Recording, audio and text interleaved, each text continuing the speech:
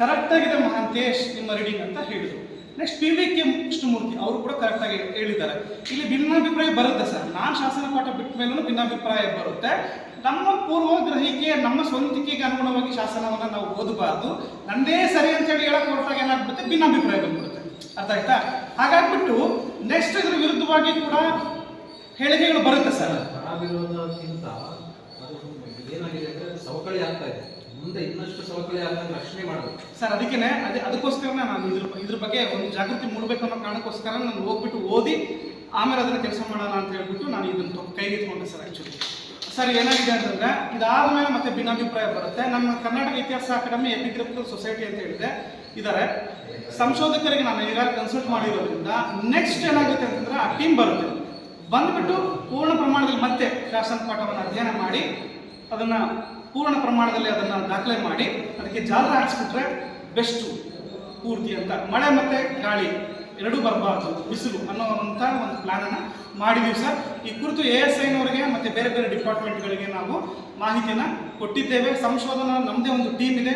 ನಮ್ಮದು ಚಿತ್ರದುರ್ಗ ಇತಿಹಾಸ ಕೂಟದಲ್ಲಿ ನಾನು ಕೆಲಸ ಮಾಡ್ತಿದ್ದೀನಿ ಸಂಚಾಲಕನಾಗಿ. ಆ ಮೂಲಕ ಒಂದು ಜಾಗೃತಿ ಕೆಲಸ ಕಾರ್ಯಗಳನ್ನು ಮಾಡಬೇಕು ಅಂತ ಪ್ರಯತ್ನ ಮಾಡ್ತಿದ್ದೀನಿ. ಇನ್ನೊಂದು ಭಾಳ ವಿಶೇಷ ಅಂತಂದರೆ ಚಿತ್ರದುರ್ಗದಲ್ಲಿ ಅಕ್ಷರ ಸಂಸ್ಕೃತಿಯನ್ನು ಮೊದಲ ಶಾಸನ ಇದೆ ದುರ್ಗದಲ್ಲಿ. ಇದು ಭಾಳ ಇಂಪಾರ್ಟೆಂಟ್. ಹಾಗಾಗ್ಬಿಟ್ಟು ಚಿತ್ರದುರ್ಗದಲ್ಲಿ ಈ ಶಾಸನವನ್ನು ನಾವು ಉಳಿಸ್ಕೊಳ್ಳೇಬೇಕು. ಮೌರ್ಯರ ಆಳ್ವಿಕೆಯಲ್ಲಿ ಬರಲ್ಲ, ಶಾತವಾಹನರ ಆಳ್ವಿಕೆ ಬರುತ್ತೆ. ಶಾತವಾಹನರ ಆದಮೇಲೆ ಬರ್ತಕ್ಕಂಥದ್ದು ಕದಂಬರಲ್ಲಿ.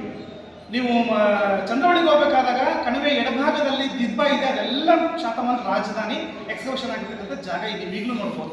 ಆ ಶಾತವಾಹನರ ಸಂಬಂಧಿಕರೇ ಕದಂಬರು. ಆ ಕದಂಬರು ಇಲ್ಲಿ ಬಂದಿದ್ದು. ಇಷ್ಟು ಮಾಹಿತಿ. ಧನ್ಯವಾದ. ಪಾಠವನ್ನು ಇಲ್ಲಿ ಯಾಕೆ ಭಿನ್ನತೆ ಆಯಿತು, ಡಾಕ್ಟರ್ ಬಿ ರಾಜಶೇಖರಪ್ಪನವರ ಶಾಸನ ಪಾಠದಲ್ಲಿ ಯಾಕೆ ಭಿನ್ನತೆ ಆಯಿತು, ಯಾಕೆ ಇತಿಹಾಸ ಬದಲಾಯಿತು ಅನ್ನುವುದಕ್ಕೆ ಸಂಬಂಧಪಟ್ಟಂತೆ ನನ್ನಲ್ಲಿ ಮಾಹಿತಿ ಇಲ್ಲ. ಅದು ರಾಜಶೇಖರಪ್ಪ ಅವರನ್ನೇ ಕೇಳಬೇಕಾಗುತ್ತೆ.